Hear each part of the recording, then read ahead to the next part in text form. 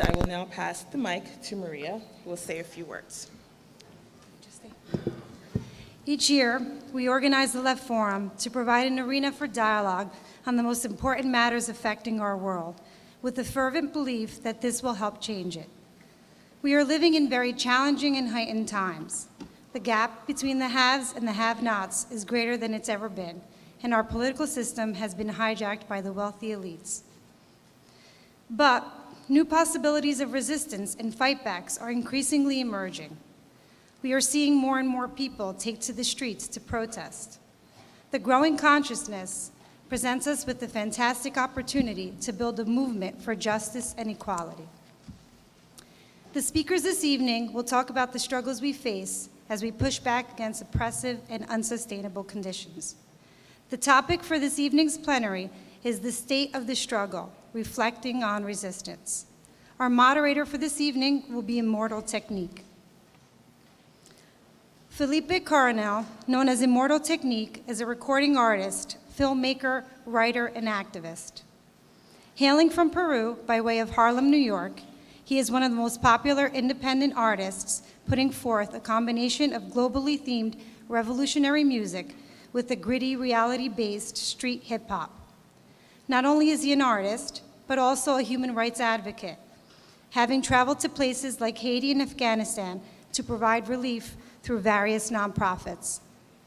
He has also participated in several teaching workshops for adult prisons and juvenile facilities. As the president of Viper Records, with 4 full studio albums, 3 mixtapes, with over 250,000 records sold, he has the hip-hop community highly anticipating the 5th studio album, The Middle Passage. And here is Immortal.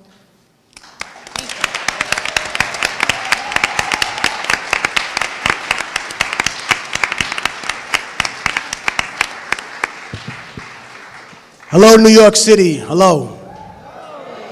It's Brooklyn in the house. Listen, this is a forum, not a funeral home. I want people to be live and happy. I want people to be happy that we're alive and we're in this movement. So I need you to repeat after me. Hello. Hello. Hello. Hello. Howdy, howdy, howdy, ho. Heedy, heedy, heedy, hee. All right, I don't know about show business for some of you, but we are going to discuss revolution, and we are going to discuss the revolutionary role of the queens that I am humbled to be in the presence of tonight. I'm going to give a brief description, and then each one of them is going to come up and give an opening statement before we get into the actual questions. It's not lost on me that this is a man doing this, so I told people that at some point when you have an all-male panel next time on Left Forum, there will be a woman standing right here telling these men something and organizing the panel. Thank you very much, Left Forum.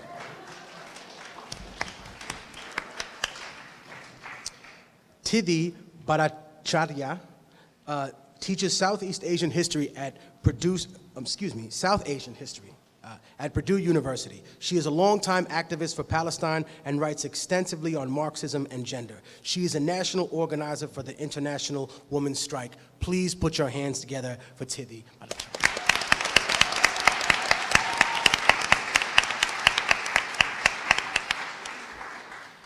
Chinzia Arruza teaches philosophy at the New School in NYC, and she is a feminist and a socialist activist. She is the author of Dangerous Liaisons, The Marriages and Divorces of Marxism and Feminism, and she is one of the national organizers of the International Women's Strike on March 8th. Make some noise for Chinzia. Give it up in the back, don't be shy. When you invite someone to your house, you got to make them feel loved. Come on. L.A. Kaufman is the director of Direct Action, Protest, and the Reinvention of American Radicalism. She has spent more than 30 years immersed in radical movements as a participant, strategist, journalist, and observer. Kaufman was the mobilizing coordinator for the huge New York protests against the Iraq War in 2003 to 2004. Her writings on American radicalism and social movement history have been published in The Nation, N1, The Baffler, and many other outlets. Please make some noise for L.A. Kaufman.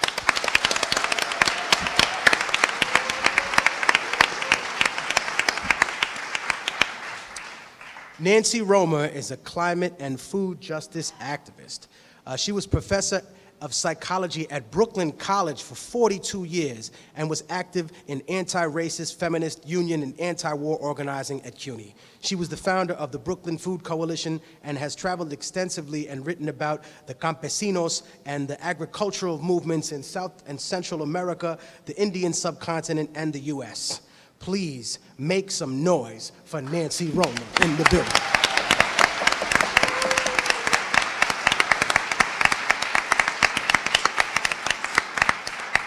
If anyone's wondering why I'm talking about them like I'm introducing a boxer, it's because these women are fighters, all right? Did you forget that? I'm introducing them as warriors because that's what they are. That's what this movement needs, and if you're gonna take some inspiration from a warrior, take it from an elder, from a woman, from a person that doesn't have the same privileges that you do.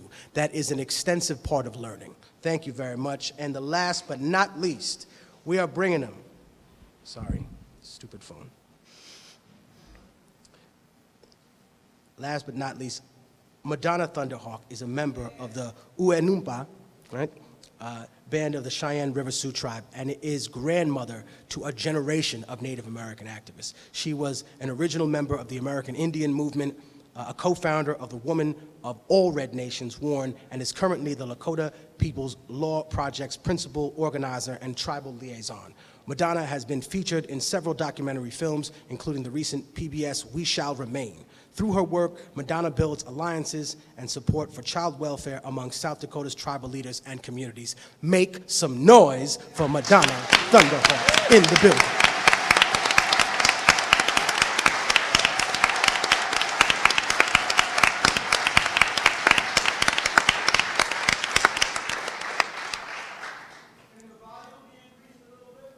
On this mic or on the, oh, okay. Oh, thank you.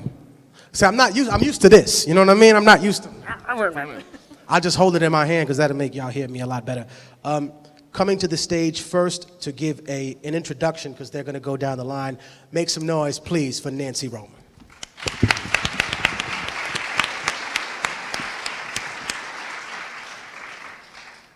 Thank you.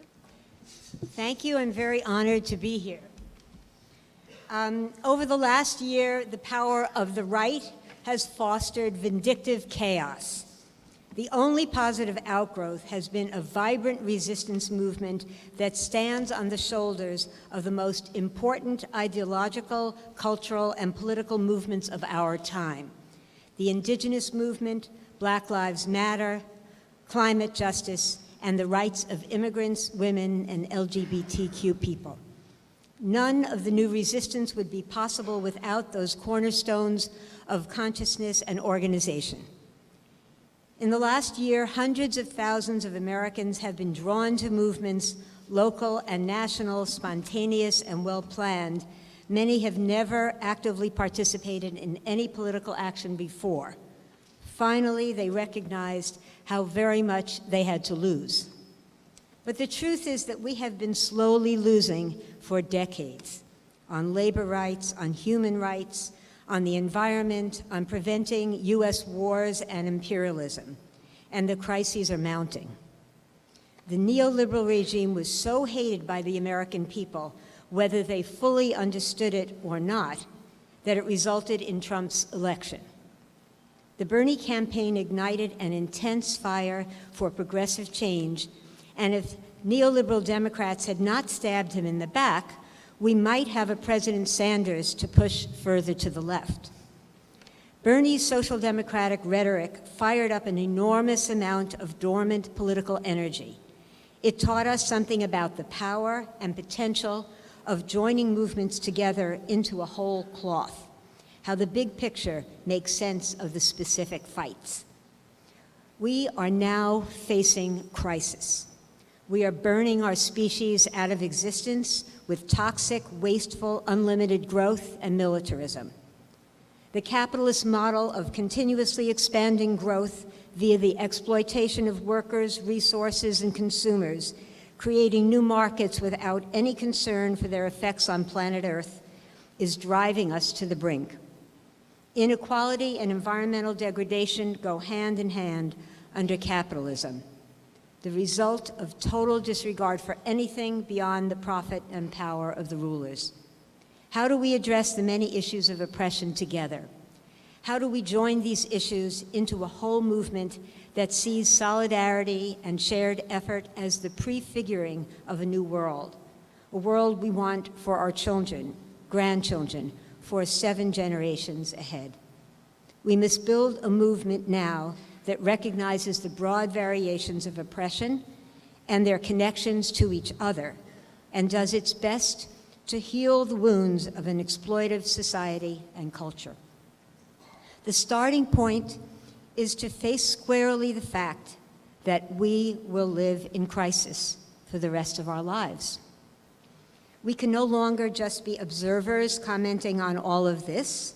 We need to face that our time, energies, and resources must focus on the existential crisis of our people and planet. We don't have the moral or the political right to step aside and let others do the work. Every one of us is needed.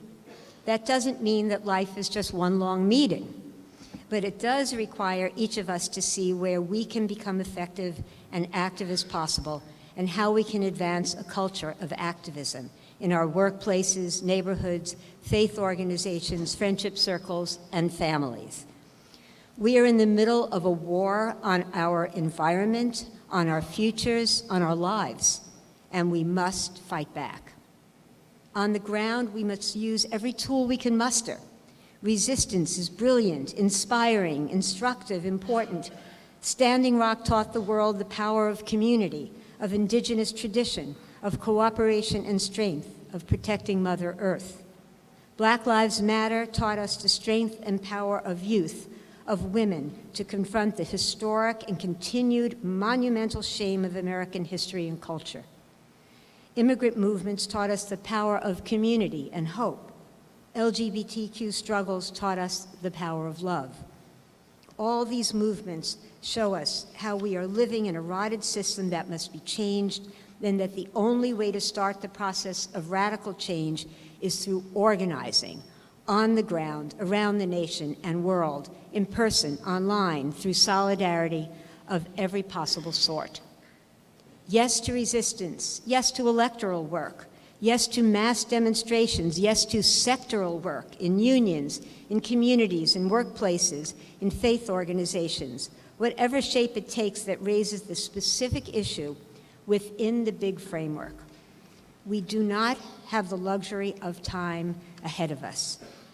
Climate scientists tell us that we have 10 to 12 years to make the needed massive changes in our economic and personal practices to avoid the tipping points from which we cannot return. The process humans would endure once we are past those points would spell increased misery, fear, hunger, disease, and more, especially for the most vulnerable people with few resources. To be effective, to be able to change the course of our nation and our planet, both sorely needed, actually required for survival, we need to bring those strands of the movements together to create a shared, overarching, and coordinated strategy for system change. It may not always look like system change.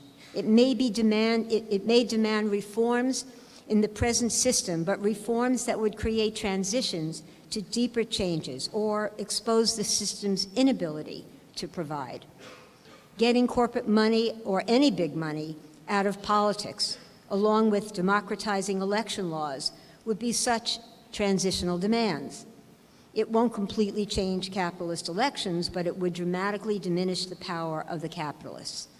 We could be demanding a democratized energy system that would break down the control of the big energy corporations and create and distribute community-generated renewable energy through democratically controlled community grids. We could demand the return of all historic indigenous lands previously stolen from Native American peoples, and so on, from improved social welfare systems to workers' cooperatives to community-based law enforcement to breaking agribusiness control by advancing small-scale production of healthy and climate-cooling food. And we could protect our planet through the democratic direction by those most affected by climate change, rising waters, extreme weather, and food crises. Capitalism cannot save the planet because its motor force is profit created by constant growth through the exploitation of workers and natural resources. These campaigns will only be successful if they hold the health and happiness of the people and planet first and foremost. We must learn to respect each other and see that the social and psychological scars of an exploitive society can only be healed by love and shared purpose. We will learn from each other by acting together, by relying on support from one another, by respecting the strengths that each person, each organization, each movement brings to the fight. If we want a democratic society that serves its people and Mother Earth, we must create organizations and movements that do the same. We really don't have a choice. We can grab the chance to turn our collective future around, or we can turn our backs and let the rumble toward destruction continue. I am scared, but I am also excited. We always had a world to win, but now the choices before us are starker than ever. If we don't change our economic system, if we don't organize our people now, if we don't build a complex and multifaceted movement to make this happen, our future will be brief. Homo sapiens will have been a 100,000-year blip of intelligent beings who destroyed themselves. Let's make sure that does not happen by digging in now. Thank you.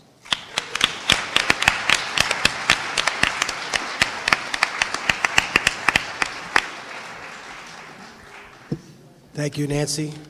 Right now, I would like to bring on Tidhi Bhattacharya. Make some noise for Tidhi Bhattacharya, please.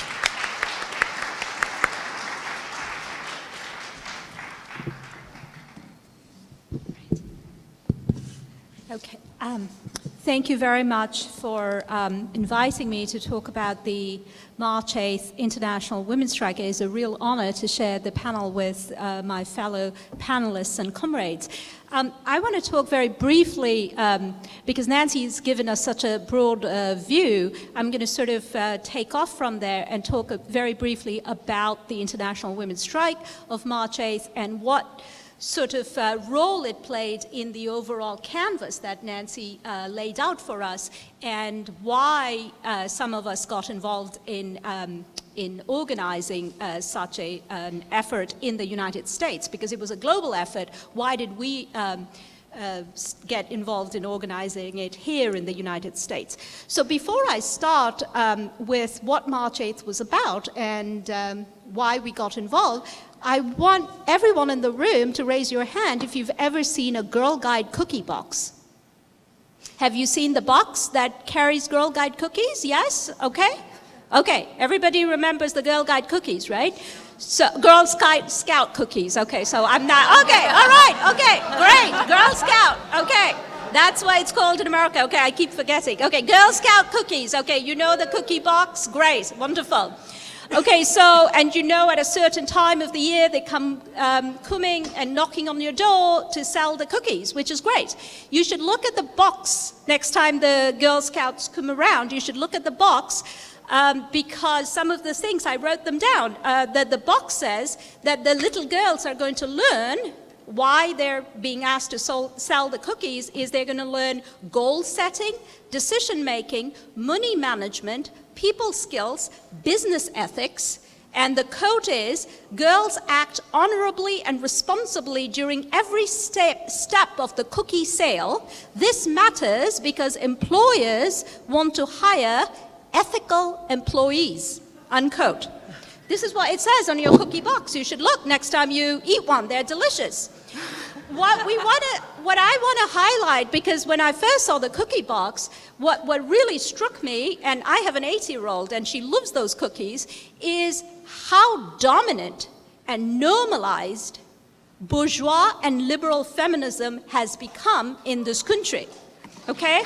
So this is basically, it is considered a normative part of our life that the idea of achievement is only understood on the basis of capitalist achievement. Okay, so that is, the cookie is a very tiny part of that huge whole that is then going to get our girls to compete in the job market, to work as a barista at Starbucks, and if our girls are girls of color, to actually clean our Starbucks and our hotel rooms. So this is the ethics that is being promoted in this world in a normalized manner.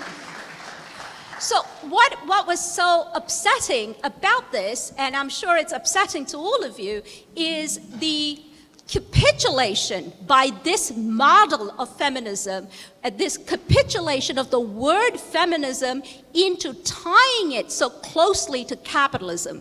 Feminism was seen as the participation in, not the questioning of capitalism. That's how feminism was defined, and that was the road out of gender oppression, okay? So as you know, liberal feminists such as Sheryl Sandberg, Hillary Clinton, is constantly talking about the glass ceiling. Of course they can talk about the glass ceiling. They have very, very shiny glass ceilings above them. But today, and you can also understand why feminism of this brand or variety made absolutely no sense to the vast majority of people, not just of this planet, but also of this country. Because today, the top 1% earn an average of $1.3 million a year. It is more than 3 times much as the 1980s. And we thought 1980s was the era of Gordon Gekko, right? So now today, the 1% earns more, 3 times more than the 1980s, while the bottom 50% of American population earned an average of $16,000 in pre-tax income in 1980, and that hasn't changed in all of these over 3 decades. So, pardon me, if your glass ceiling above your corporate boardroom and your golf club does not make sense to the vast majority of women of this country and of this world. So the problem is that most women are not looking up to shatter the glass ceiling. They are actually down there cleaning the basement. So this is the problem of liberal feminism that we have seen come so closely with the 40 years of neoliberalism in this country. The problem was the tying of feminism to this agenda of class power, and the purpose of March 8th Women's Strike was to very consciously release the insurgent power of feminism from this vice grip of class tyranny. And this is why very consciously we called it the feminism of the 99%.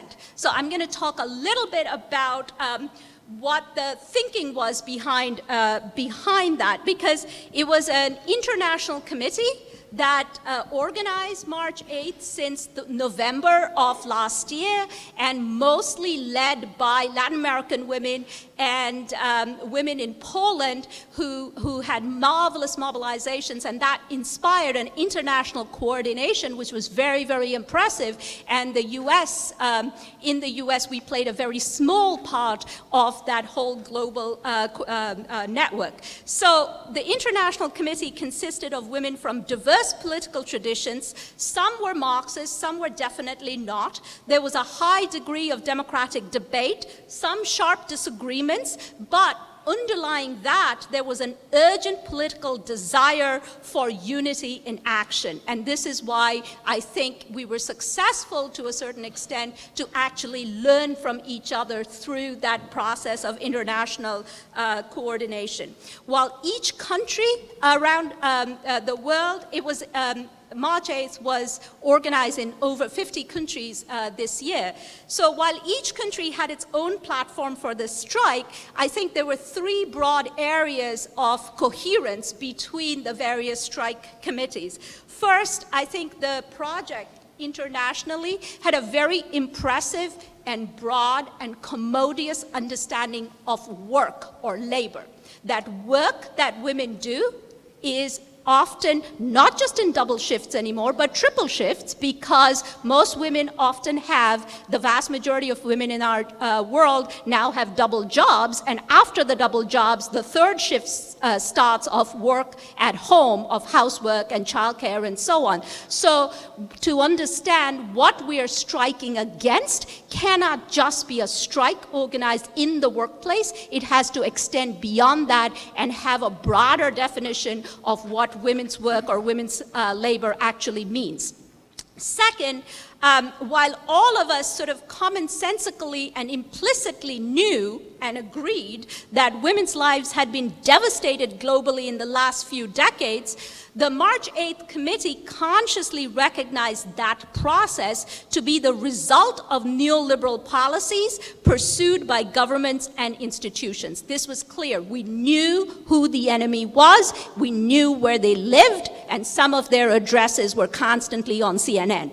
So not everyone in the committee used the C word or capitalism as a category of analysis. However, the explanatory framework as to why our world had suddenly become very rubbish was actually firmly rooted in institutions, that we understood that it was institutions and social relations arising from neoliberal policies that created this world. So it wasn't sort of individuals or individual toxicity that, men were genetically somehow violent. It wasn't that. It was social relations that created these sort of situations for us.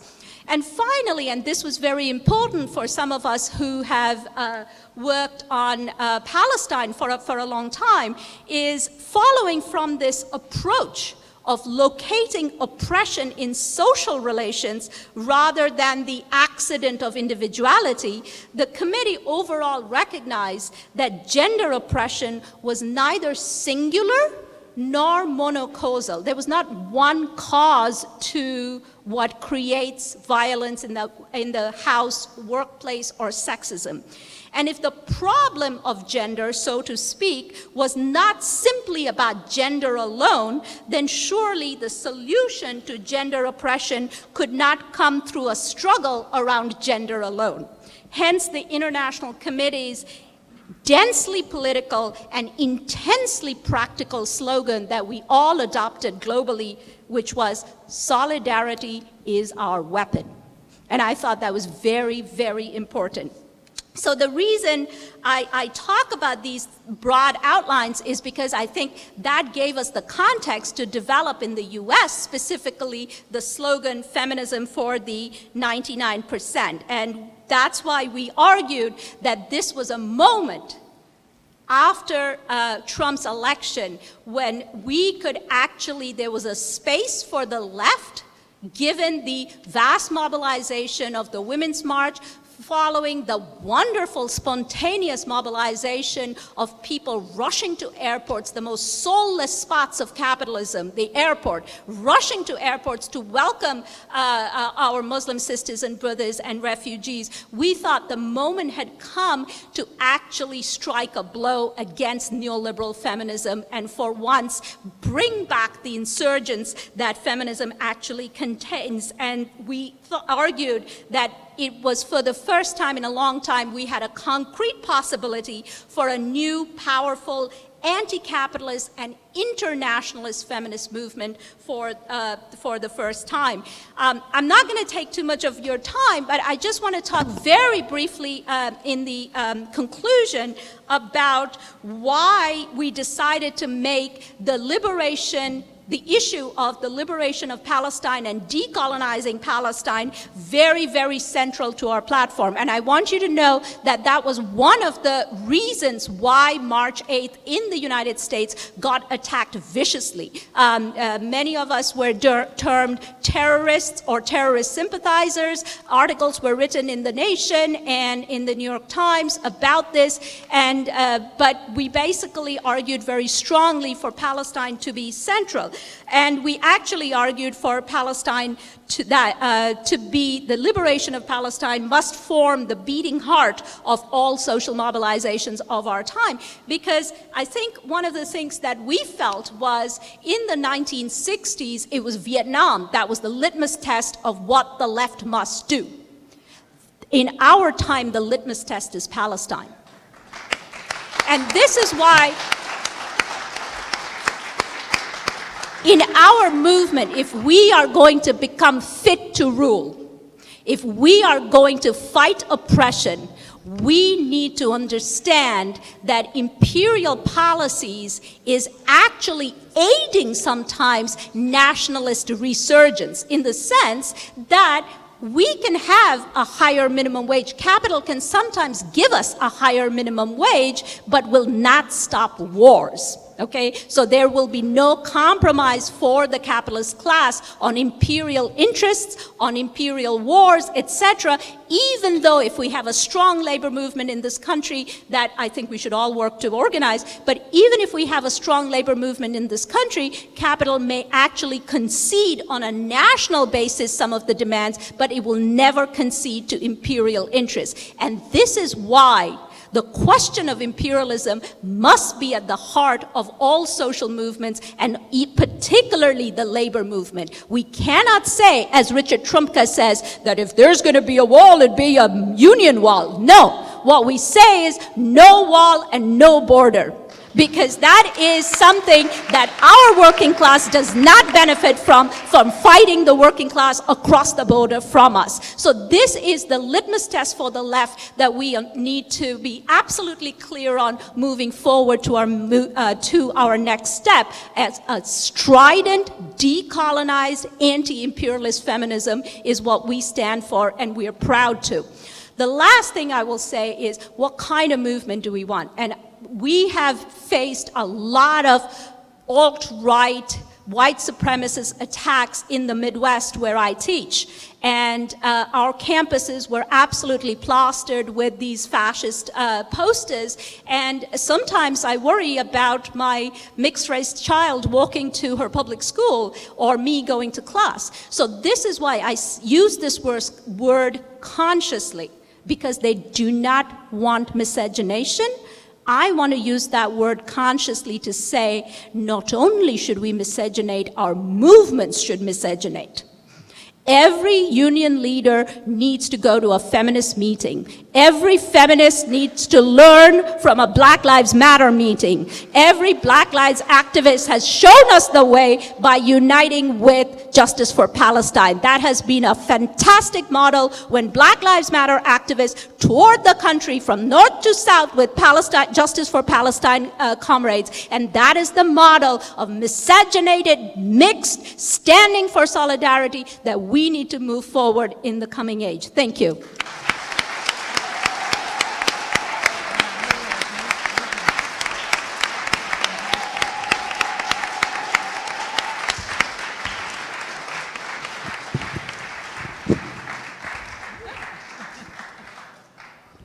Thank you very much, Vidya. Thank you so much. Tithi, that was incredible.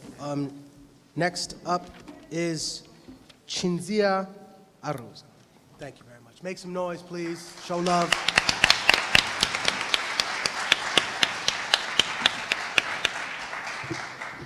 So I'm going to talk, as you may imagine, again about the feminists for the 99%, but I will try not to repeat what Titi has just said, although this is a bit difficult because we tend to think very similar things, oddly enough, and we are also even dressed the same tonight, so this is a bit awkward.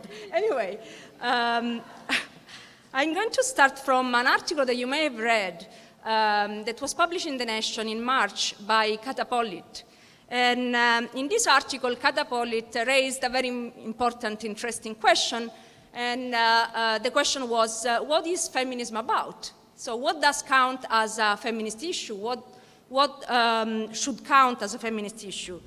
Now, I tried to understand the logic of the article, and I came up with this reconstruction, so I hope I'm fair enough. The logic was to say, the argument was to say, well, women are, more than half of the humanity, and of human beings. Therefore, potentially everything concerns women. Women are specifically affected by climate change, by poverty, by racism, by war, by imperialism, by exploitation, and so on. And this is why feminism must actually be narrowed down to just a very specific issues. That is abortion rights and reproductive rights and gender equality. Now, I spent some time on this article to try to understand the logic. So, women are affected in various ways by basically all possible issues, but this is why feminists should not deal with all these issues, should just deal with very narrow specific questions that count as properly feminist questions. I really didn't manage to find the rationality of this, in the sense that the way I understand feminism, and maybe I'm wrong, is that feminism doesn't have to do with specific issues. This is not what feminism is about. Feminism is not about identifying 2-3 demands that are specifically feminist and around which we organize feminist movements, organizations, and so on. Feminism is a lens through which we can better understand the world in which we live and through which we can better organize. It is a lens through which we can understand what capitalism is. If we do not start, or if we do not take into account the way in which capitalism impacts on women and queer people or gender non-conform people, we do miss something about the way capitalism works. We do not understand the whole reality. If we do not take into account power dynamics within political organizations, within social organizations, if we do not take into account the way in which gender plays a role in these power dynamics, well, probably we will end up with very badly organized and organizations with probably a very bad politics. So in other words, the way in which I have been feminist for all my life was to use feminism and the ideal of women's liberation, gender liberation, sexual liberation as a general lens that allows me to actually add to the general critique of capitalism. But in addition to this, Catapolit probably forgot that there is a very long tradition, a long feminist tradition, properly feminist tradition, that is a working class feminist tradition, a history that had figures such as Clara Zetkin, Alexandra Kollontai, Claudia Jones, Angela Davis. We can add many of them that were and are properly feminist activists, but they use their feminism precisely to attack capitalism as a whole, to attack injustice as a whole. Not only this, when we organized, and this, we didn't do this on purpose, but as Titi said, March 8th was called for internationally by Polish and Argentinian feminists. We actually arrived a bit late in the game, and then we had to rush to organize March 8th in the States within 3 weeks, which was crazy. But something that perhaps didn't come up sufficiently also in our mobilization is that this year the March 8th was precisely the 100th anniversary of the February Revolution. And this is not something that is irrelevant to what I'm saying, because do you know who started the February Revolution? Women workers. women workers on International Women's Day took to the streets of Petersburg and started the revolutionary process. So there is a long history, a long tradition of women's participation in social and revolutionary struggles, and it is not a passive participation, it is not a secondary participation, it is a participation that has brought to these revolutions and to these struggles the feminist perspective of women's liberation, of women's rights and sexual liberation. All of this, of course, is not taken into account by liberal feminism, but precisely this is the reason why what we want to organize and what we want to give voice to is the feminism for the 99%. One lesson we learned from March 8th, and I hope that this is something that we will be able to discuss increasingly, is that there is no, and it's not a discovery, we already knew this, but there is no contradiction whatsoever between class struggle and feminist struggle. Not only there is no contradiction, the two things must absolutely go together. Over the course of also the electoral campaign and the presidential election and so on, we have been told over and over again, but not only by liberal Hillary supporters, but this was a bit in the air, we have been told over and over again that there is some form of tension between identity-based organizing, identity-based struggle and class struggle. And even actually among the left, there are those who think that this is the case. So there are those who also told us that, okay, fine that you're organizing March 8th, but when are we going to start addressing more global issues? Or when are we going to start of being less sectorial, less identity-based, and address more general issues? Now, I think that one lesson that we may learn from March 8th is that actually it is possible to articulate a feminism, a certain kind of feminism that is not sectorial, that is not in contradiction with class struggle, that is actually part and substance and life of class struggle, and that has as its center the fight against capitalism, against racism, against exploitation, and against all the forms of oppression that capitalism produces that impact specifically women. So when does the contradiction arise? Because clearly we did see also in the past years that yes, there are moments of clash, there are moments of tension between so-called class-based organizing and gender or race-based organizing. When does this contradiction arise? It arises when there is a liberal hegemony in feminist and racist struggle for the reasons I explained. Because of course, if we take feminism to be just to have, not to, because it is not a feminist issue to deal with Palestine, or it is not a feminist issue to deal with the class exploitation, and we should narrow down, of course, then a tension arises. But this is, the problem is not with feminism, it's with that precise articulation of feminism. So it is, the problem is with this kind of liberal articulation of feminism. But the problem and the contradiction also arises when we conceive capitalism as a narrowly understood economic system that has to do just with the economic exploitation, and we do not see that capitalism is a form of society, is a form of life, is a way in which human beings are currently organizing their reproduction, and that capitalism therefore has to do not just with exploitation, but also with reproduction, with racism, with ecology and climate change, and so on and so on. When we have left organizers who tell us that we have been sectorial because we are organizing a feminist activity, this is when the contradiction arises. But I do think that this is not inscribed in the history of the working class movement. It is not inscribed in the history of class struggle.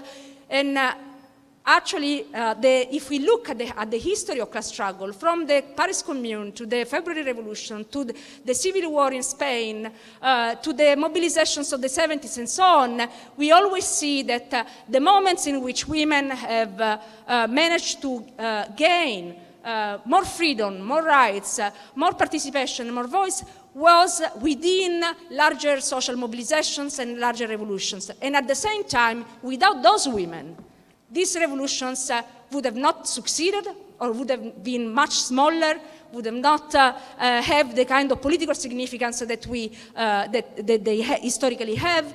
They would have had a completely different history. So if we look at the concrete history of the way in which our comrades before us fought and struggled, not only we don't see the contradiction, of course we see moments of tension, but we also see the necessity, the absolute necessity of a feminist revolution within the social revolution against capitalism.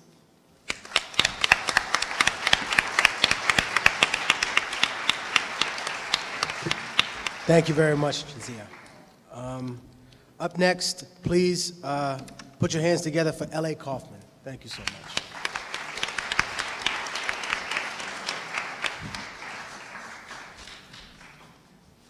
Thank you, everyone. Thank you so much to Left Forum for having me here tonight. It's really a pleasure to be here with this powerhouse group of organizers. I'm going to talk a little bit about the resistance and about the character of the resistance that has risen up in recent months, building on what the speakers before me have already addressed. Let me get a show of hands first. So how many of the people in this room have been to some kind of protest since January 20th? Brilliant. I'm surprised that there's anybody not raising their hands. But I particularly would like to know, do we have any folks who are relatively new to our movements? Any folks who became politically active, say, since the election? Right on, we've got a few here. Obviously, what we've seen has been this since January 21st has been an incredible outpouring of activism and organizing, unlike anything I've seen in nearly 40 years of observing and being part of radical movements in this country. And there's several qualities to this incredible upsurge of resistance that I think are worth lingering on and talking about. I mean, first of all, what we're talking about is we're talking about a movement of movements, right? There's no center here. This is a vast, sprawling landscape of people in motion in many different ways, with many different ideas about how to move forward, with many different voices. But that said, we're in a lucky position. There's a lot of scholars who've been looking very closely at this upsurge. And what we know intuitively from the experience of those of us who were on the streets on January 21st at one of the women's marches has carried forward ever since, which is that it's important for us to name and to say that the resistance that has sprung up has been predominantly women. That it is women who have been taking the lead in organizing the resistance to Trump in recent months.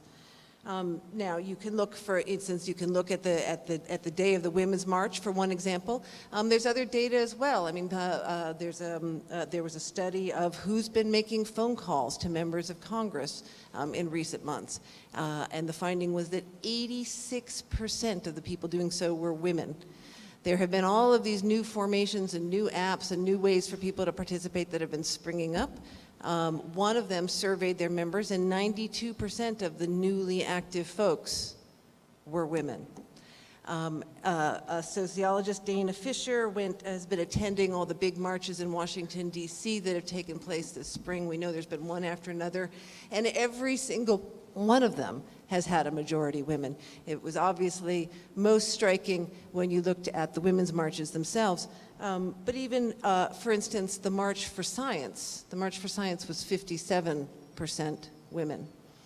Now, why does this matter?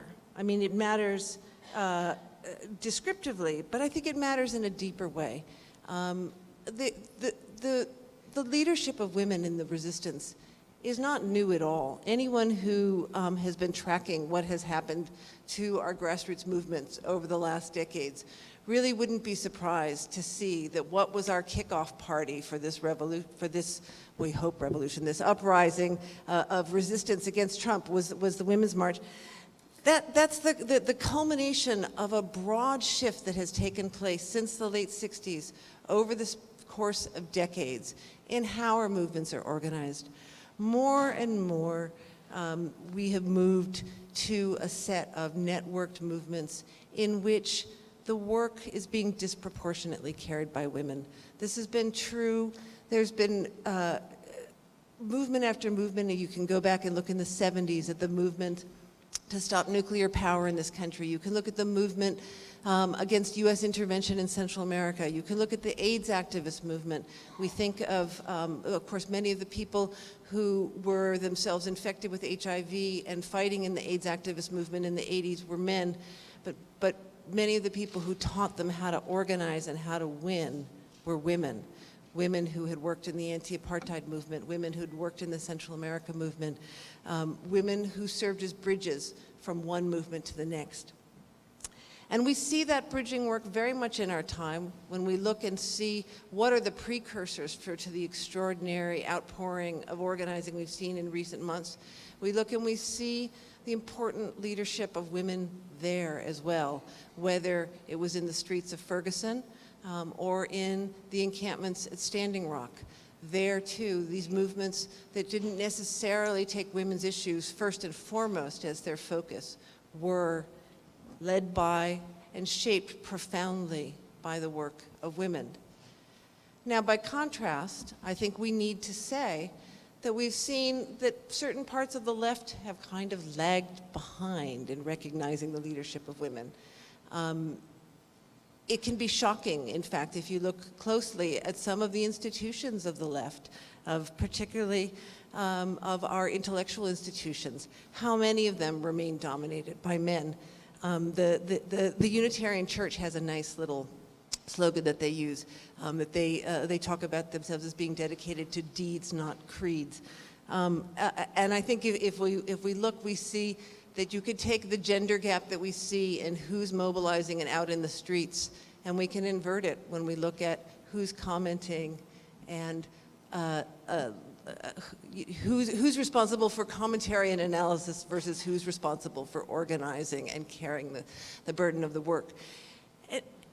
Why this matters, why this gender gap matters, why it matters that the left has, in so many cases, and particularly the intellectual world of the left, has lagged behind with what's happened in the grassroots, is because that disconnect has a political content to it. It's not just simply that women are tired of sexism in institutions of the left, although that is certainly true. But I think that there's something that gets missed when we don't start from the perspective of those who've been working on the ground, building our movements, doing the work, carrying the load over time. As someone who both studies movements and who has been part of them, there is nothing more humbling than sitting down to organize. Organizing teaches you that it's very, very challenging to make change. It brings a sense of reality. It's very easy for us to stand and talk about the world that we want to see, and it's important and powerful that we do so. But it's also, especially in a moment of crisis like this one, crucial that we look to the lessons of those movements that have managed to win substantial and meaningful victories in the face of crisis and backlash, and look at the practices and the traditions that have been carried down from movement to movement.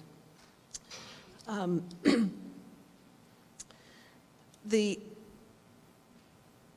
discipline that comes from really looking closely at organizing as a set of practices and as a body of knowledge is to understand the art of the possible and to push to the very edges of what that might be. We can't say in this moment, I think Nancy Romer did a fantastic job of outlining the real sense of peril and crisis and emergency that we are in now. And we know that as powerful as the movements are that have arisen in recent months, they are not yet adequate to stop the damage that is coming down the road. We have managed, in some cases, to stall and slow the rollout of destructive policies from the Trump administration. But we realize, of course, that Trump is just one individual who's surrounded by an entire set of powerful institutions who are looking to undermine and reverse the gains that we have made in recent decades. So as we think, as we study and learn from the movements of the past, as we face this unprecedented period of crisis, I would like to point us to the character of this resistance as embodying a set of values that have been long in building. When we look at this movement of movements, besides being led by women, its most dramatic character is how decentralized it is. The extent to which this is a resistance that is built out of many voices, many movements, and whose central challenge right now is learning how we can work together in ways that preserve that autonomy and voice.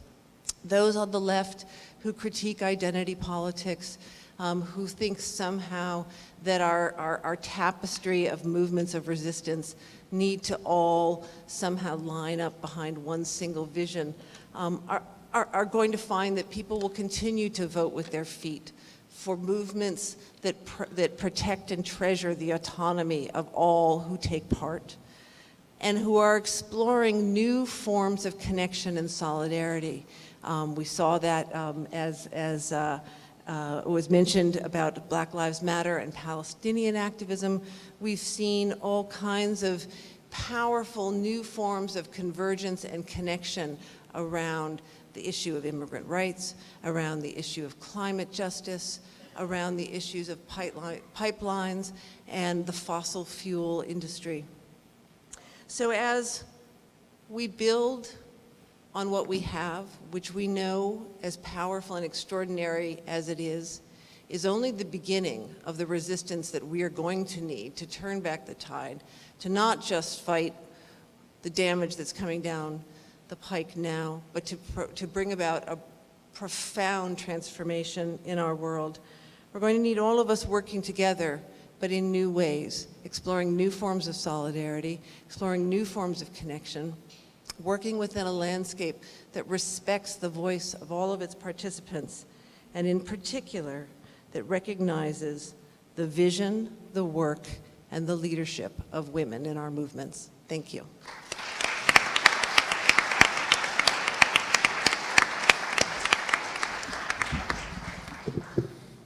Thank you, L.A. Kaufman. I would like to bring up now, very, very dear to my heart, powerful, everlasting, intangible spirit.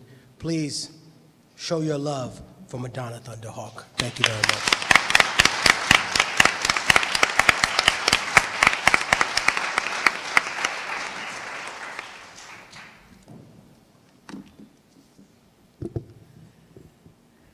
Hello, everybody. I don't have any papers, but I have my phone with a clock on here, so I don't can remind myself. But yeah, I was a little nervous, about this evening because I really didn't know what to expect. When I came, it was, but I knew it was important. And yeah, I'm here to talk about Standing Rock, but I saw on the writing for this panel about resistance. And I just thought to myself, at my age, and what's going on with my people back in the Dakotas, You know, I'm one of the old guys. Experienced, yeah. But it's still, our people are still, we're colonized, but we're still tribal. So when you reach the age of elder, it's automatic status. But with that status comes responsibility. In my lifetime as a young mother, I was in another standoff in 1973 in Wounded Knee, where we were trapped in a community, regardless of what was written and what was said about it. I had my 10-year-old son with me. And we were young and rookies, naive. But we also had our history and we had our elders. And our elders had our back. So we made a lot of mistakes. We learned the hard way experience. But we never faltered because we had our people behind us. So indigenous people, over those years that I've learned, the indigenous of this Western Hemisphere, North and South,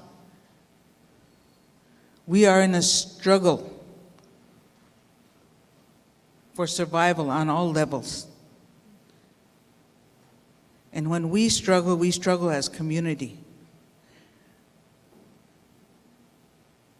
We don't have the, what's the word? The privilege of separating ourselves for women's rights, men's rights, children's rights, whatever.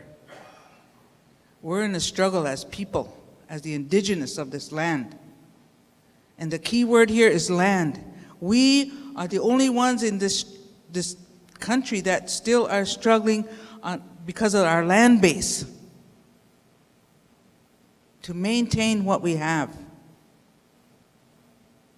So everything is a crisis. And what happened at Standing Rock is a continuation of this resistance and this struggle. While we were at the standoff, on the front lines at Standing Rock, at the camp, with the water cannons and the rubber bullets and whatever else, our relatives in the Amazon are being killed, literally slaughtered by those forces, militia, that are protecting the oil companies down there. So this is a continuation. It isn't over. This is just another happening for us in our resistance since the invasion, since the European invasion. And when I look out here, you know what I see? I see allies. We learned that back in the 70s, the late 60s and the 70s, what that meant, that we didn't stand alone. And over the months, when the camp began, the Ochete Shakoe, in our language, that means the 7 council fires of the Great Sioux Nation. Great Sioux Nation, that's the government's term for us. But our term is Ochete Shakoe, 7 council fires, 7 bands.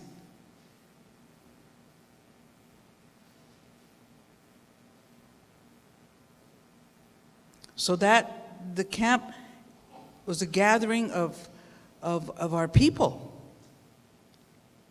nationwide. Our tribal government sent out a call when they found out that the company was going to just steamroll ahead through sacred sites and burial sites. The call went out nationwide to all of our people, and they came.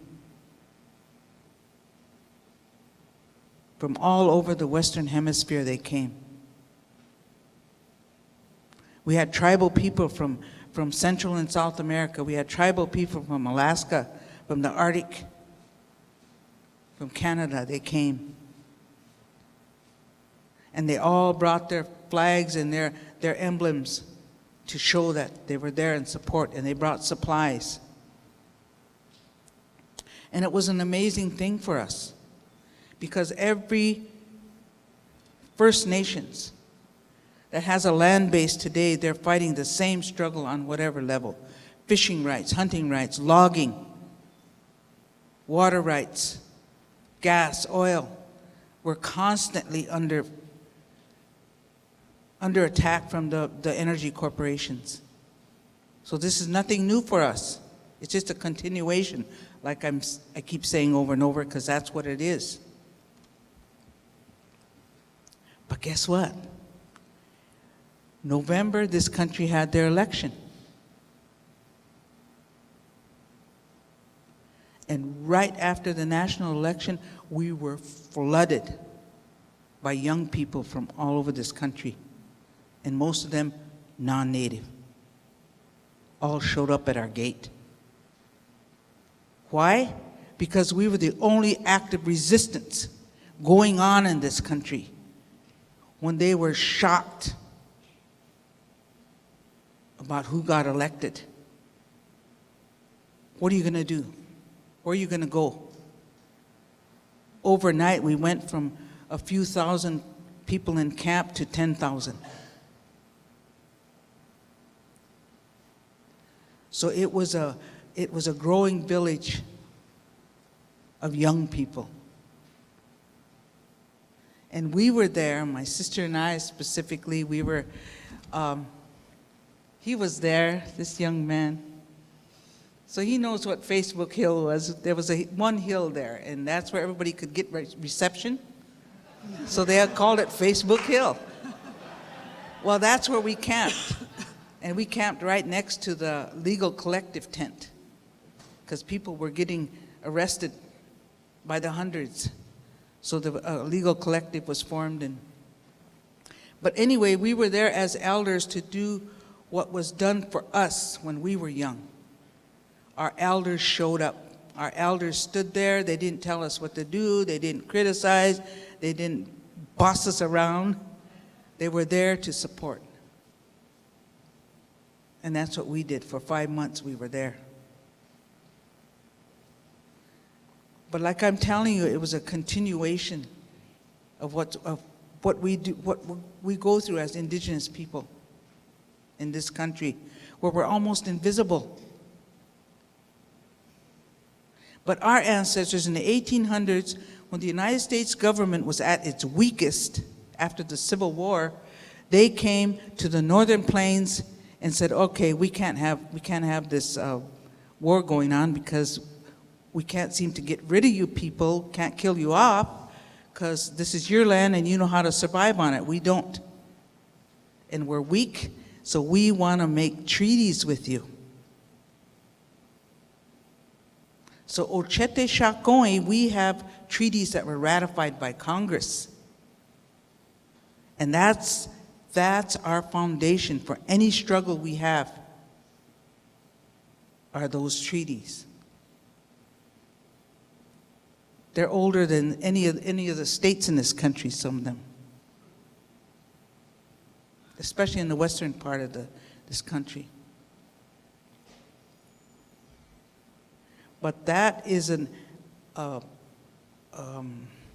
foundation for the rest of the country.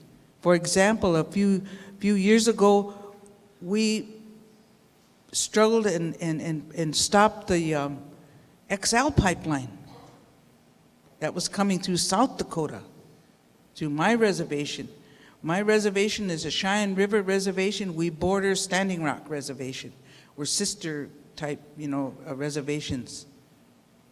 It's a historical thing too.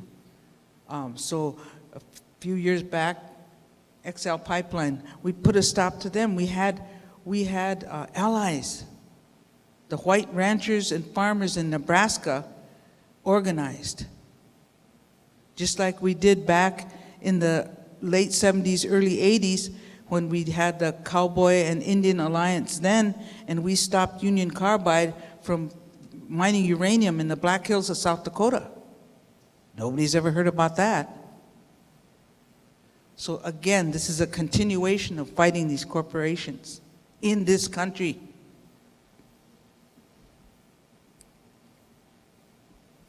So a few years ago, the white ranchers and people of the rural areas where the pipeline was going to come through, and they were concerned about their water supply.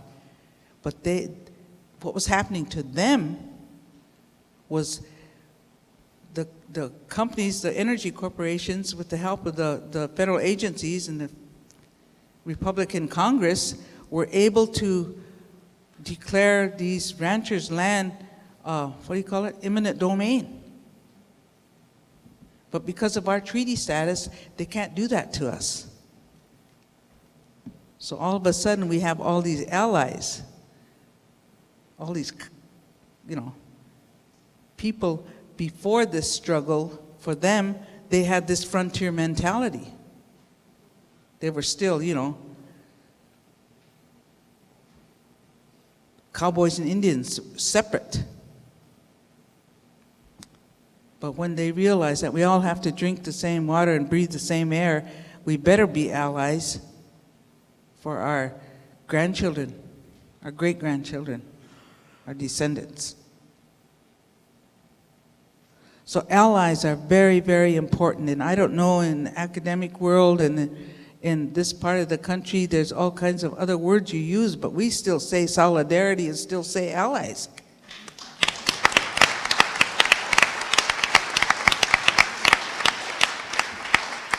And the youth of this country is where it's at. Because when the youth get organized, change happens.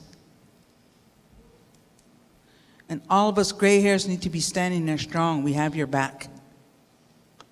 Now, I'm still grassroots, totally grassroots. We've got t-shirts to sell. That's what we're doing yet. I'm still there. I don't have, I'm not teaching anywhere or any kind of degrees or anything, but, I still sell t-shirts because we right now, our battles at Standing Rock now is the legal fight. They're dismissing some cases on misdemeanors, and they're turning around and recharging people with criminal charges. 700 and some people were arrested. So that's where we're at with the major legal battles going on.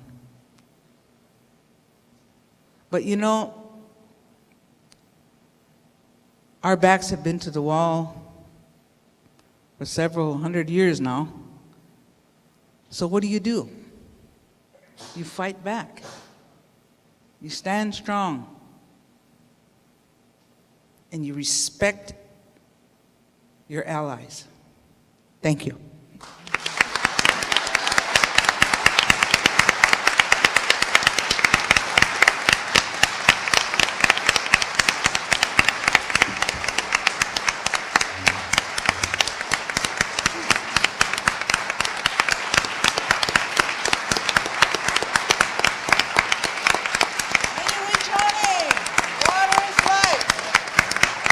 Wachoni. Water is life. There are millions of species on this planet that can live without love, but not one of them can live without water. So when I came there, that was one of the first things that I was told by some of the young poet children. Sorry. Sorry about that. I know it's getting late for some people. I appreciate those that stayed. I know some of you got to get to the club, the bar, you know what I mean? I see y'all sneaking off, trying to get downtown to the supper club. But I do appreciate the people that stayed, and if you have to leave, then we thank you for the time that you spent with us. I wanted to go into the first question for the panel, but since I know that that the sister has to leave at some point, I wanted the first question to be about Standing Rock specifically. The question is that women were at the forefront of Standing Rock's struggle. And one of the things that we have been pointed out to is now we see women much more in a leading role in our social struggles. But similar to the way that we see now an increase of the videotaping of police violence, that doesn't mean that women's roles haven't been in that position of influence for so many times. They just haven't got the credit that they deserve, right? We were discussing this earlier about how many men of power, right? How many literary geniuses or people who influence policy were themselves influenced by women who were forced to then take a back seat and not get the credit they deserve for the ideas that they put out, for the policy that they shaped and influenced, and for the revolutions that took place because it was their children they had to bury, because it was them that stood alongside with everybody else firing. And this is important to acknowledge. So the question for the panel, and of course for the sister here, what do you see as the future of these young women that are coming up, seeing all of you as an example? And what advice would you give them when they're in a position to have influence and start down a revolutionary path? Thank you. Okay, is this on? Does it work? It sounds like it does. Does it? Okay. Well, in my world and where I come from, it's pretty basic, you know. It's your work speaks for you. You don't have to fight for position or recognition, and especially in a tribal setting, it's already there. The women are the center, the life givers. Simple as that. The respect is already there. And as you go along, you have to earn that. And what you do speaks for you. So, back in my day when I was young, it was totally different. When the American Indian movement, specifically, when we had confrontation, you know, going on with it was federal agencies, the federal government, there was no alternative press. There was no Native American press. There was no, like social media like you have today. So, for example, in Dakotas, there was just the local towns and their media and their newspapers and their local TV stations, and they said whatever they wanted to say, and that's the only thing that got out. And the rest of the country picked male leadership. We had leadership in our movement. The American Indian movement wasn't the focus. It was a movement of the people. Wherever we were asked to go, we went. But when you have media in control of what people see out there, they wanted to see male warrior types, what they thought. Where's the blood? Where's the weapons? You know, we don't want to see elders. We don't want to see women. We don't want to see when they have caravans of people moving from one reservation to another because we've been called in. They don't want to see that the cars are full of families. They wanted to see, you know, oh, in our day, there was more like militants and communists. We were being led by the communists. We were mindless. We couldn't think for ourselves. We were like adult children, but the communists were leading us around. You know, that was the media. And what happened with the male leadership is they got separated from their people by the media and the law enforcement. And they were charged, and you know, that's when it started with the whole court system and all of that kind of stuff. But things went on, the struggle went on, because that isn't where the power was. The power was with the people. And the leadership was the women. But we don't have to beat anybody over the head. The results is what you worry about.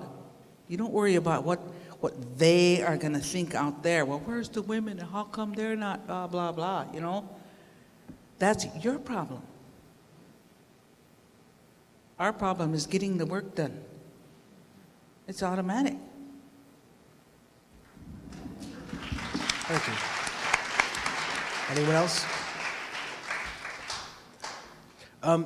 We stand here at the intersection of academia and activism within this forum. One thing that's incredibly important is the methods in which we've all decided to partake in this particular revolution, whether it's a revolution of the mind, whether it regards itself in one way or another. The question I wanted to ask, and it's open to anyone, what are the methods in which you see resistance as being the most effective in your line of work and in the field that you have expertise in? And it's open to anybody. Or the things that work the most, I guess. This is what's written here. I'll jump on that one. I mean, I think when I look back over the movements of recent decades, the ones that have won have been not necessarily the largest. Numbers matter, but numbers don't always matter. What I've seen has mattered much more is precisely the kind of orientation that Madonna Thunderhawk was describing. It's movements that have been persistent, that have sustained their organizing, that have been willing to use direct action, that have been willing to disrupt business as usual, and have been willing to be unpopular and to put themselves out, put their bodies on the line. Time and time again, those are the movements that have had the most success. I want to add to that. I agree with you, but I also think that part of what makes a successful movement is the relationships between the people in the movement, and absolutely consistent with Madonna in LA and everything that was said by the whole panel, really. But I think that one of the reasons that the men are chosen as the stars is because they can be often more recognizable. The media, I think Madonna really described that very well. But I think when you're in organizations, and probably everyone in this room has been in organizations, you know that women are the bulwark of much of the work. That doesn't mean that the men don't do the work. The men do the work. But there's without being an essentialist of it, I think that women tend to be a little bit more concerned about the relationships within the organization. And I think that's really important because we have to sustain ourselves in the movement. We have to build movements that are our homes, our families, our points of reference. And I think that that's something that I've experienced with women throughout my movement experience, whether it's in the feminist movement or in all the other movements that I've participated in. I've seen a lot of concern on the part of women of making it more of a family, more of a home for people to be part of. And I also think that the relationships between the movements, very often women are those connectors, those bridges, as others have said before. And I think right now we have to do that because too often people are working in their own movements and they're not making those connections. Very often, and I think this is true, young people, I totally agree, are going to be, the people who lead us forward on this. But oftentimes they don't have the experience of knowing how to connect to all the other movements. And I think that's something that women have historically done and we're going to continue to do, and men will do as well. But these are sort of basic values, I think, that a lot of the women in my experience have been particularly strong in advancing. So to me, building relationships, having respect between people, creating a kind of home base that gives people the support to move forward in the struggle, because we have to do a lot of sacrificing, and that's the reality. And we have to enjoy ourselves and feel loved and cared for, and finally, a sense of responsibility. I think that the fact that very often women, quote, do the work, it comes as a great privilege. It's not that we're doing the scut work per se. Everyone has to do the scut work. but I think it's a privilege to be able to do the work that builds the movement, and to be proud of that. In the food justice movement, in the climate justice movement, I see very much women's leadership. Now, it may be at the very, very top echelons that there are a lot of guys in there, and that's true. Not so much in food justice, maybe a little bit more in climate justice, but the people who are building the movement on the ground, creating those relationships, are predominantly women, and no surprise in that. There's a long history of that. I'll just add one tiny thing. First, I want to say three things, but I want to preface it by saying, since the question was asked about academics, I think all of us, especially those of us who teach at universities, should have a healthy cynicism of the academy. And so that's the first thing I think we should be very, very clear on. There is some marvelous organizing going on in the universities of graduate students and adjunct organizing, and I think that is something that's absolutely glorious. But as for the academy as providing a lead, I think we should all have a little bit of healthy cynicism about that. So having said that, I think I want to say three things really about the current conjuncture, like what do we want to say about the current moment in terms of organizing. The first, I think, is very important, as Donna pointed out, is the question of continuity. I think we need to say that at this Trump moment, that Trump is a sort of vicious cherry on a cake that has been baked for a very, very long time. This is not the first bad thing that has happened. The jails in this country has been filled before Trump came to power. Our schools have been starved of funds before Trump came to power. Our healthcare has been ruined before Trump came to power. So that kind of continuity, I think, is very, very important to emphasize for those joining the movement and for those of us who've been in movements before. The second is that the night of the bourgeois existence is a long one, and we need organization.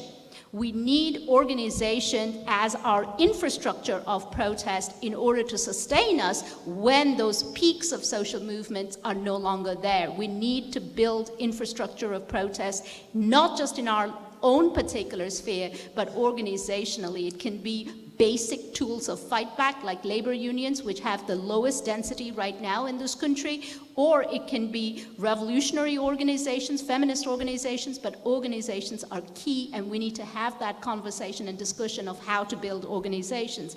And the third, I think, the last thing that I want to say is we need to make the left habitable for new people joining.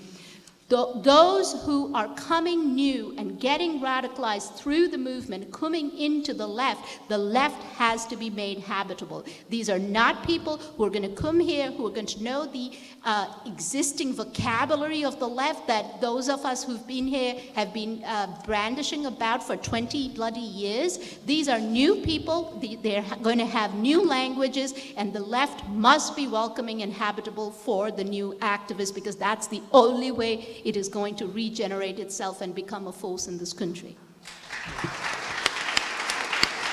And I just want to say one thing, that watching the faces in the audience, as you're speaking, I'm seeing all these young faces and heads going up and down. and I think that's a message to us that we really have to listen, that we can't speak in tongues. We have to speak very directly and honor the young ones coming in. So thank you. Thank you. Thank you so much. This next question is more of a personal nature for each one of you.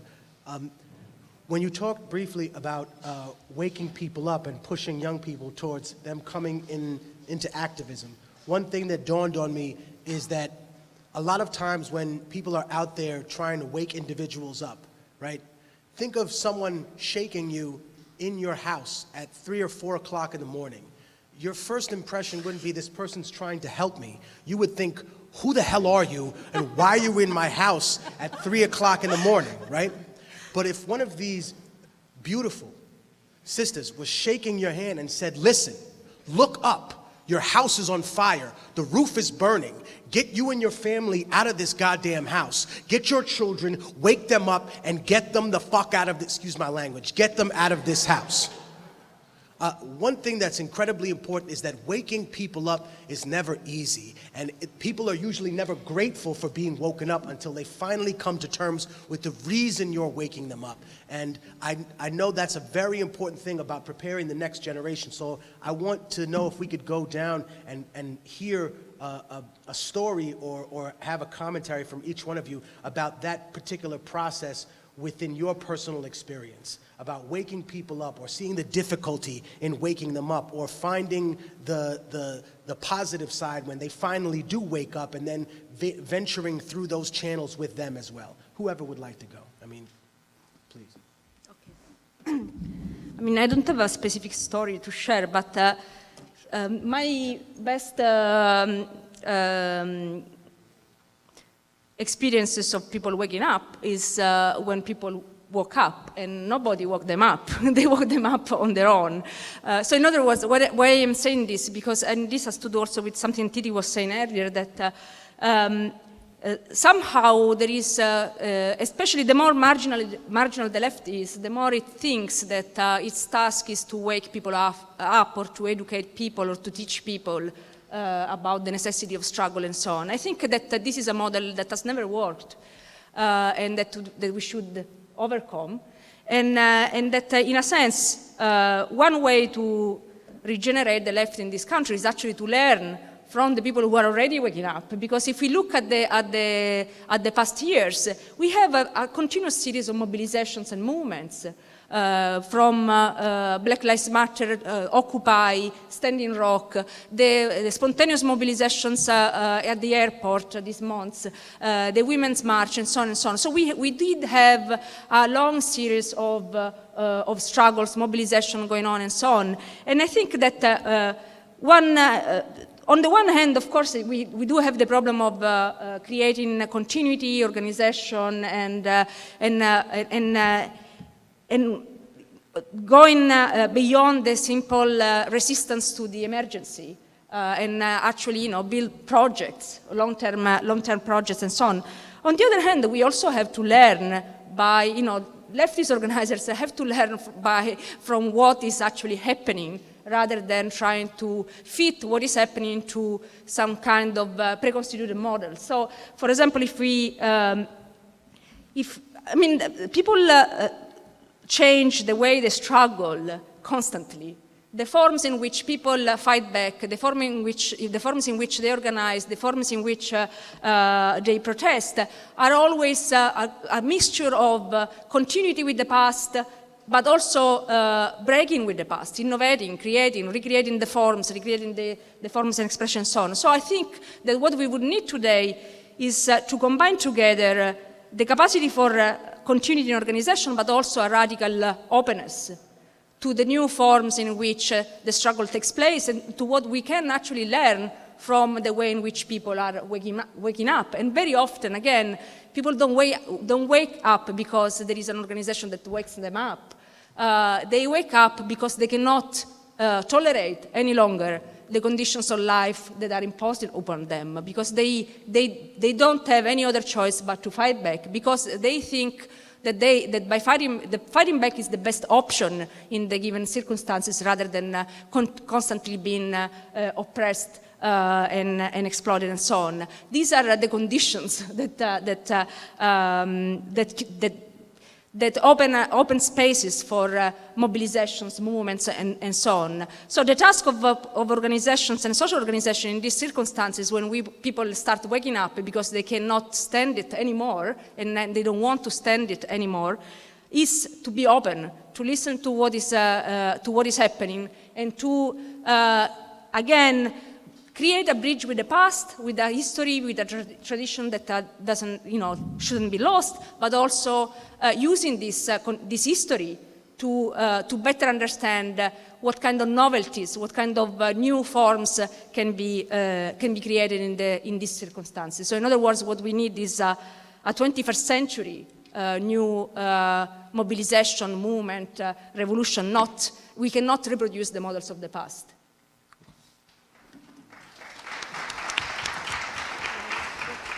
Just to say that I've worked with students over the years and in a lot of different social movements, particularly on campus.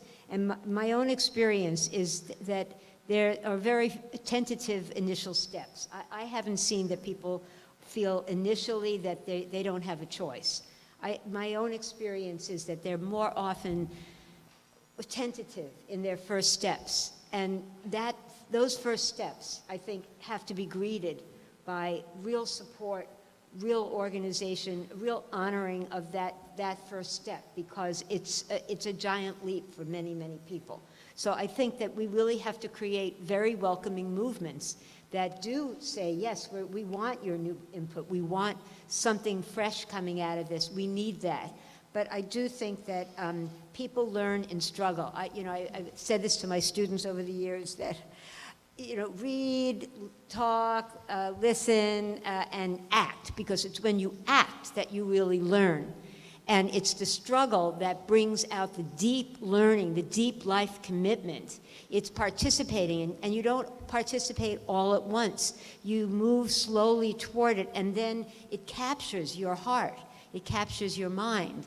And all the neuroscience that shows how learning occurs shows that when you talk, when you dance, when you fall in love, when you march, when you chant, that's when you learn. It's not just reading. It's not just listening. That's a very passive form of learning. But it's the movement that captures you and ignites your brain and ignites your heart. And I think we have to make those movements very, very welcoming and supportive of people coming in. And then they'll realize that they have so much to gain, and they're losing so much by not being in it. So I think it's a huge challenge that we have to make our movements the most exciting, the most loving, the most fun, and the most important things in all of our lives. I want to add a little bit to that and say that I think you're right that you can't, our movements aren't really able to wake people up to the conditions that they live in. What we can do, though, when we take certain kinds of action, is to wake people up to the possibilities of our collective power. We live in a society that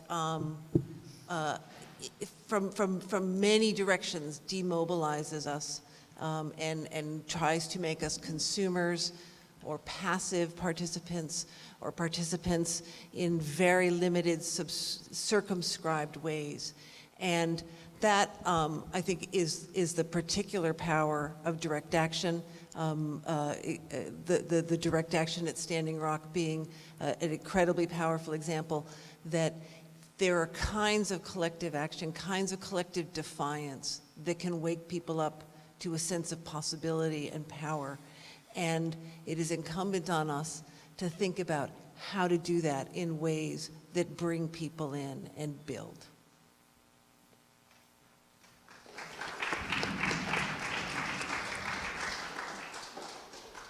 Just to use an example to support what they're saying is what did happen up at Standing Rock, because it's 5 months.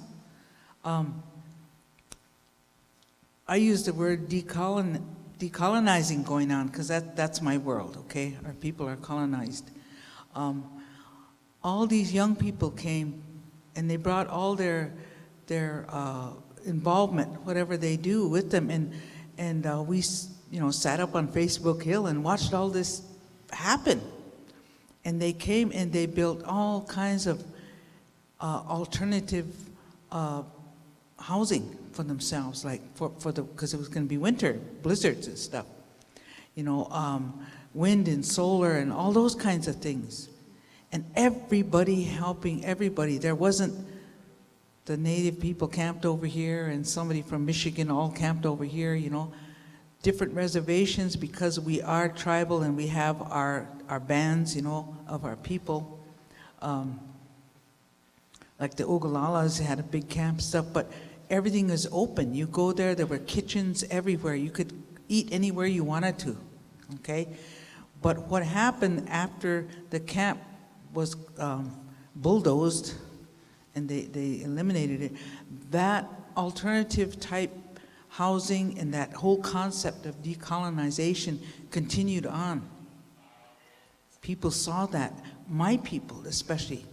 So when I went home, we were talking about, well, you know, we need to, oh, I wish we could still have the camp.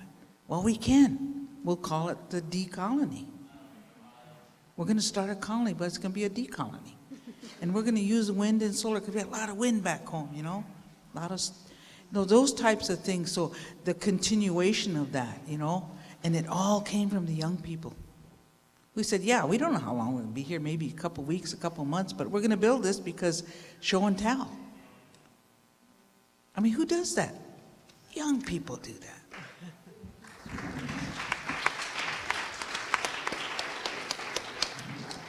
At this time, I want to thank each and every single one of the speakers that came here. I also want to say I'm personally inspired by it, and I feel like there has been an incredible breadth of knowledge that has been shared on this stage.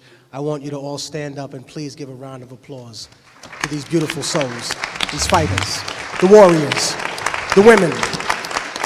Long live the fighters!